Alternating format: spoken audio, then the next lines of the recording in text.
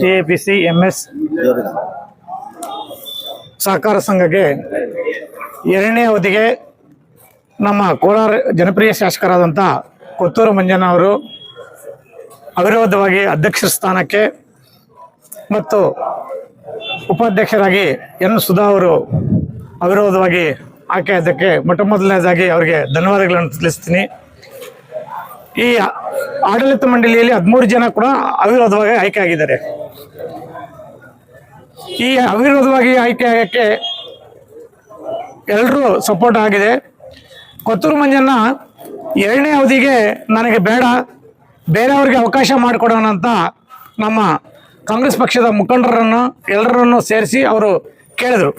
ಆದರೆ ಇಲ್ಲಿ ರೈತರಿಗೆ ಒಳ್ಳೆಯದಾಗಬೇಕು, ಬಿಲ್ಡಿಂಗ್ ಕಟ್ಟಬೇಕು, ಅದ್ರ ಜವಾಬ್ದಾರಿ ನಿಮಗಿದೆ. ಆ ಬಿಲ್ಡಿಂಗ್ ಕಟ್ಟೋಗೋಸ್ಕರ ನೀವು ಎರಡನೇ ಅವಧಿ ಕೂಡ ನೀವೇ ಮುಂದುವರಿಬೇಕು ಅಂತ ಹೇಳ್ಬಿಟ್ಟು ಎಲ್ಲರೂ ಒತ್ತಾಯದ ಮೇಲೆ ಅವರು ಒಳ್ಳೆದ ಮನಸ್ಸಿನಿಂದ ಒಪ್ಕೊಂಡ್ರು ಇವತ್ತು.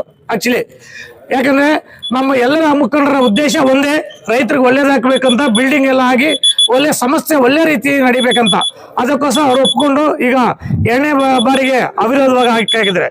ಆಮೇಲೆ ಆಡಳಿತ ಮಂಡಳಿ ಅವಿರೋಧವಾಗಿ ಆಯ್ಕೆ ಆಗಕ್ಕೆ JDS ಕಾರಣ ಇದೆ, BJP ಕಾರಣ ಇದೆ, ಅದರಲ್ಲಿ ಮುಖ್ಯವಾಗಿ ಕಲ್ಪಿತ ಪ್ರಕಾಶನ ಕೂಡ ಕಾರಣ ಇದ್ದಾರೆ. ಯಾಕಂತಂದ್ರೆ ಎಲ್ಲರೂ ಸುಮಾರು 76 ಅಪ್ಲಿಕೇಶನ್ಗೆ ಹಾಕಿದ್ರು, ನಾಮಿನೇಷನ್ಗೆ ಹಾಕಿದ್ರು. ಆವಾಗ ನಾವು ಅಮೌಂಟ್ ಎಲ್ಲ ಪೋಲಾದ್ರೆ ರೈತರಿಗೆ ನಷ್ಟ ಆಗುತ್ತೆ, ಈ ಸಮಸ್ಯೆ ಒಳ್ಳೆ ರೀತಿ ನಡೀಬೇಕಂತ ನಾವು ಎಲ್ಲರನ್ನು ಕೇಳ್ಕೊಂಡು ಆವಾಗ ಎಲ್ಲರೂ ಒಪ್ಕೊಂಡು ಎಲ್ಲರೂ ಸಹಕಾರ ಮಾಡಿದ್ದಾರೆ. ಪ್ರತ್ಯಕ್ಷವಾಗಿ ಸಹಕಾರ ಮಾಡಿದ್ದಾರೆ, ಪರೋಕ್ಷವಾಗಿ ಕೂಡ ಸಹಕಾರ ಮಾಡಿದ್ದಾರೆ.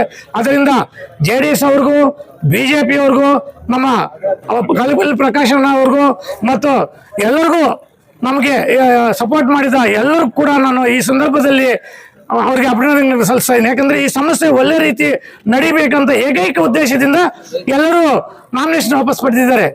ಆಮೇಲೆ ಅವರೆಲ್ಲ ನಾಮಿನೇಷನ್ ವಾಪಸ್ ಪಡೆದಿದ್ದಕ್ಕೆ ಆಡಳಿತ ಮಂಡಳಿ ಇವಾಗ ಅವಿರೋಧವಾಗಿ ಆಯ್ಕೆ ಆಗಿದೆ. ಇವತ್ತು ಅಧ್ಯಕ್ಷರು ಮತ್ತು ಉಪಾಧ್ಯಕ್ಷರು ಕೂಡ ಅವಿರೋಧವಾಗಿ ಆಯ್ಕೆ ಆಗಕ್ಕೆ ಮೂಲ ಕಾರಣ ಆಗಿದೆ. ಅದಕ್ಕೋಸ್ಕರ ಸಮಸ್ಯೆ ಪರವಾಗಿ ನಮ್ಮ ಕಾಂಗ್ರೆಸ್ ಪಕ್ಷದ ಎಲ್ಲ ಮುಖಂಡರ ಪರವಾಗಿ ನಾನು ಅಭಿನಂದನೆಗಳನ್ನು ಈ ಸಂದರ್ಭದಲ್ಲಿ ಎಲ್ಲರಿಗೂ ತಿಳಿಸ್ತಾ ಇದ್ದೀನಿ. ಜೈ ಹಿಂದ್, ಜೈ ಕರ್ನಾಟಕ. ಈಗ ನೀವು ಈ ಚುನಾವಣೆ ಆಯ್ತು, ಅವರಿಂದ ಸಹಕಾರ ಆಯ್ತು ಅಂತ ತಾವು ಹೇಳಿದ್ರಿ. ನಿನ್ನೆ JDS ಮುಖಂಡರು ಶಾಮಣ್ಣವರು ಒಂದು ಮಾತಂದ್ರು, ಕಾಂಗ್ರೆಸ್ನವರು 1500 ಓಟನ್ನ ನಮ್ಮ ವೋಟರ್ಸ್ ಅನ್ನ ಕಿತ್ತಾಕಿದ್ದಾರೆ, ಆದ್ರಿಂದ ನಾವು ಹಿಂದೆ ಸೇರಿದ್ದೀವಿ ಅಂತ ಹೇಳ್ತಿದ್ರು. ಈ ರೀತಿ ನೋಡಿ, ಈ ಸಮಸ್ಯೆ ನಮ್ಮ ಮುಳುಬಾಗಲ ನಗರದ ಹೃದಯ ಭಾಗದಲ್ಲಿದೆ. ಇಲ್ಲಿ ಎಲ್ಲರೂ ಬುದ್ಧಿವಂತರಿದ್ದಾರೆ, ಅದರಲ್ಲೂ ಅಧಿಕಾರ ಕೂಡ ಅವ್ರದೇ ಇದೆ. JDS ಪಕ್ಷದ MLA ಇದ್ದಾರೆ. ಅವರೇ MLA ಇದ್ದಾಗ ಅದು ಯಾವ ರೀತಿ ನಡೆಯುತ್ತೆ ಅಂತ ನೀವೇ ಅರ್ಥ ಮಾಡ್ಕೋಬೇಕು. ಅಂಥದ್ದೇನೂ ಇಲ್ಲ, ಎಲ್ಲರೂ ಎಲ್ಲ ರೀತಿಯೂ ಒಳ್ಳೆಯದಾಗಿ ಆಗಿದೆ, ಎಲ್ಲ ರೀತಿಯೂ ಕಾನೂನುಬದ್ಧ ರೀತಿಯಲ್ಲಿ ಆಗಿದೆ ಅಂತ ನಾನು ಈ ಸಂದರ್ಭದಲ್ಲಿ ಹೇಳಕ್ಕೆ ನಾನು ಇಷ್ಟಪಡ್ತೀನಿ.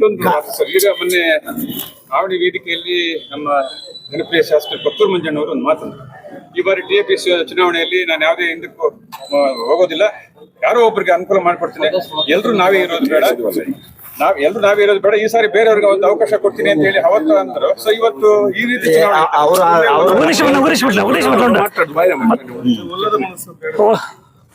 ಕೊತ್ತೂರು ಮಂಜಣ್ಣ ರಾಮಲಿಂಗೇಶ್ವರ ದೇವಸ್ಥಾನಕ್ಕೆ ನಾವು ಮೆರವಣಿಗೆ ಹೋದಾಗ ಆ ಸಂದರ್ಭದಲ್ಲಿ ಹೇಳಿದ್ದು ನಿಜ. ನಮ್ಮ ಚಿಕ್ಕಪ್ಪ ಅವರು ಇದರಲ್ಲಿ PLD ಬ್ಯಾಂಕರಲ್ಲಿ ಅಧ್ಯಕ್ಷರಾಗಿದ್ದಾರೆ, ನಾನು TAPMCಯಲ್ಲಿ ಮುಂದುವರಿಬಾರ್ದು ಬೇಡ ಅಂತ ಹೇಳಿದ್ದು ನಿಜ. ಅದು ಹೇಳಿದಾಗ ನಾನು ಕೂಡ ಪಕ್ಕದಲ್ಲಿದ್ದೆ, ಅದು ಹೇಳಿದ್ದು ನಿಜ. ಆದರೆ ಇವತ್ತು ಅವರಿಗೆ ಒಂದೇ 1% ಕೂಡ ಇಷ್ಟ ಇಲ್ಲ, ಏನು ಇಲ್ಲಿ ಅಧ್ಯಕ್ಷರಾಗಬೇಕು ಅಂತ. ನಮಗೆ 3 ದಿನ ಸತತವಾಗಿ ನಾವು ನಮ್ಮ ಕಾಂಗ್ರೆಸ್ ಪಕ್ಷದ ಎಲ್ಲ ಮುಖಂಡರು ಸೇರ್ಕೊಂಡು ನಾವು ಒಂದೇ ಒಂದು ಉದ್ದೇಶ ಏನಂದ್ರೆ ನಮಗೆ ಮುಳಬಾಗಿಲು ತಾಲೂಕಿನ ಜನತೆಗೆ ಒಳ್ಳೇದಾಗಬೇಕು ಅಂತ, ಆಮೇಲೆ ಈ ಸಮಸ್ಯೆ ಒಳ್ಳೆ ರೀತಿ ಮುಂದುವರಿಯಬೇಕು ಅಂತ ಒಂದೇ ಉದ್ದೇಶ. ಅದರಿಂದ ಆಮೇಲೆ ಬಿಲ್ಡಿಂಗ್ಗಳು ಈಗ ಹಳೆಯದಾಗಿದೆ, ನೀವೇ ನೋಡ್ತಾ ಇದ್ರ, ಸುತ್ತಲೂ ನೋಡಿ ನೀರು ಸೋರ್ತಾ ಇದೆ, ಆಮೇಲೆ ಮಳೆ ಬಂದ್ರೆ ಸೋರ್ತಾ ಇದೆ. ಬಿಲ್ಡಿಂಗ್ ಆಗ್ಬೇಕಂತಂದ್ರೆ ಈಗ ಸರ್ಕಾರದಲ್ಲಿ ಅವರು ತುಂಬಾ ಮುಖ್ಯಮಂತ್ರಿ ಜೊತೆಯಲ್ಲಿ ತುಂಬಾ ಕಮ್ಯುನಿಕೇಶನ್ ಚೆನ್ನಾಗಿದೆ. ಆಮೇಲೆ ಫಂಡ್ ತಗೋಬರ್ಬೇಕು. ಈಗ ಸುಮ್ನೆ ನಾನು ಬಿಲ್ಡಿಂಗ್ ಕಟ್ಬಿಡ್ತೀನಿ ಅಂತ ಯಾರು ಮುಂದೆ ಬಂದ್ರೆ ಆಗಲ್ಲ, ಅರ್ಥ ಆಯ್ತಾ?